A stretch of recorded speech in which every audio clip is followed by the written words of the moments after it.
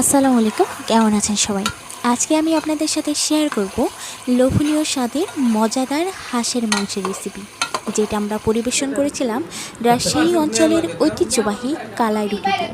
এবং এটি খেতে অনেক বেশি সুস্বাদু এবং মজাদার ছিল। চলুন তাহলে ভিডিওটি শুরু করা যাক। প্রথমে আমরা নিয়ে নিয়েছিলাম একটা চীনা হাঁস, এবং চীনা হাঁসটি ভালো করে কেটে বেছে ধুয়ে আমি চুলায় প্যান বসিয়ে দিলাম। ততক্ষণে প্যানটি গরম হয়ে আসলে এর মধ্যে দিয়ে দিলাম খাঁটি সরিষার তেল।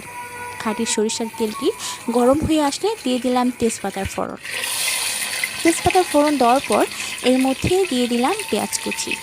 আমি আজকের ভিডিওটি তৈরি করার জন্য কোনো প্রকারের সাউন্ড স্কিপ করিনি, এবং ভিডিওটি একটু লং হয়েছে, কিন্তু আপনারা পুরো ভিডিওটি আশা করি দেখবেন এবং আপনাদের অনেক বেশি ভালো লাগবে। ভিডিওটি আশা করি আপনারা কোনো প্রকারে স্কিপ করবেন না। এবং আমি পুরো ভিডিওর মাধ্যমে দেখাতে সক্ষম হয়েছি যে কিভাবে হাঁসের মাংস অনেক মজা করে তৈরি করা যায়। আমি এখানে লবণ ইউজ করেছি আগে। আপনাদের একটা টিপস শেয়ার করি, আপনারা যখন পেঁয়াজ কুচি দিয়ে দিবেন এবং এর সাথে লবণটাও দিয়ে দিবেন, তাতে পেঁয়াজ কুচি তাড়াতাড়ি গলতে সাহায্য করে। এরপর দিয়ে দিয়েছিলাম আদা, রসুন এবং জিরার পেস্ট, এবং এটা দিয়ে ভালো করে মশলাটিকে কষিয়ে দিচ্ছিলাম। এরপর আমার পালা হচ্ছে হলুদ মরিচের গুঁড়ো দেওয়া। আমি এর মধ্যে হলুদ মরিচের গুঁড়ো দিলাম, এবং আপনারা আপনাদের স্বাদ অনুযায়ী হলুদ মরিচের গুঁড়ো ইউজ করবেন। অনেকেই ঝাল পছন্দ করেন এবং অনেকেই ঝাল খেতে পছন্দ করেন না, যার যার টেস্ট অনুযায়ী মরিচের গুঁড়োটা ইউজ করবেন। এরপর আমি সামান্য একটু পানি দিয়ে দিলাম এবং কষিয়ে নিচ্ছিলাম। আরেকটা জিনিস আমি শেয়ার করছি আপনাদের সাথে, যে কোনো তরকারি রান্না করার ক্ষেত্রে সেখানে মশলা যদি ভালো করে কষে আসে তাহলে তরকারিটি অনেক বেশি মজা হয়। এরপর আমি দিয়ে দিলাম গরম মশলা। এখানে ইউজ করেছিলাম গোটা কয়েকটি এলাচ, এরপর দারুচিনি।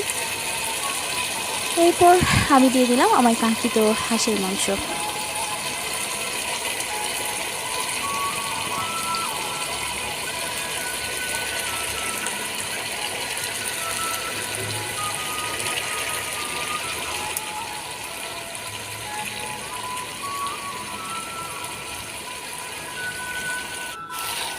হাঁসের মাংসটি দেওয়ার পর সুন্দর করে নাড়াচাড়া করে দিচ্ছিলাম, যাতে মাংসের গায়ে পুরো মশলা যাতে ঢুকে যেতে পারে, এ কারণে ভালো করে নাড়াচাড়া করে নিচ্ছিলাম।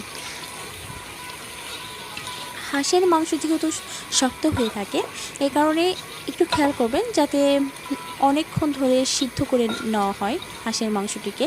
আর হাঁসের মাংস আপনি চাইলে যে কোনো প্রেশার কুকারেও রান্না করতে পারেন, কিন্তু আমি যে পদ্ধতিটি ইউজ করেছি কোনো প্রকার প্রেশার কুকারের সাহায্য ছাড়া হাঁসের মাংসটিকে কিভাবে নরম করলাম সেটিও কিন্তু এই রেসিপিতে আপনারা অবশ্যই দেখতে পাবেন। এই তো ভালো করে কষিয়ে নিচ্ছিলাম যাতে হাঁসের মাংসটির গায়ে সুন্দর মতো মশলা ঢুকে যায়।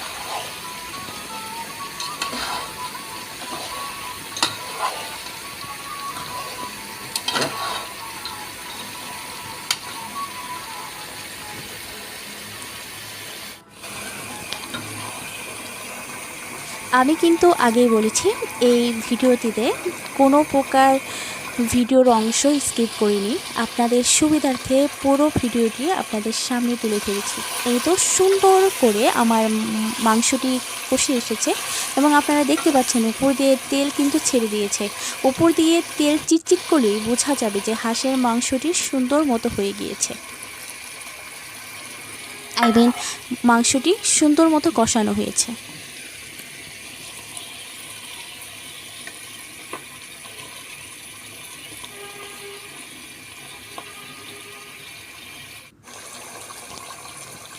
এরপর পালা হচ্ছে সিদ্ধ করে নেওয়া। সিদ্ধ করে নেওয়ার জন্য আমি পর্যাপ্ত পরিমাণে পানি দিয়েছিলাম। আগেই বলেছি এটাকে কিন্তু আমি অনেক নরম করে তৈরি করেছি, এবং এর মধ্যে দিয়ে দিলাম গোটা রসুনের কোয়া। আপনারা গোটা রসুনের কোয়া ইউজ করতে পারেন, এবং আমি এর মধ্যে ইউজ করেছি কয়েকটি শুকনো মরিচ। দেখতেই তো পাচ্ছেন কী সুন্দর লোভনীয় হয়েছে আমার হাঁসের মাংসটি, এবং একেবারে গলে গিয়েছিল। এইভাবে কোনো প্রকার প্রেশার কুকার ছাড়াই আপনারা ইউজ করতে পারেন হাঁসের মাংস। এরপর আমি দিয়ে দিয়েছিলাম মিষ্টি সোয়াজের একটু গুঁড়া। এবং এরপরেই ফাইনালি লুকটি দেখে নেওয়ার হাঁসের মাংস, এবং সবাই খেয়ে অনেক বেশি প্রশংসা করেছে। আপনারাও চাইলে বাসায় এভাবে তৈরি করে খেতে পারেন হাঁসের মাংস। ধন্যবাদ সবাইকে।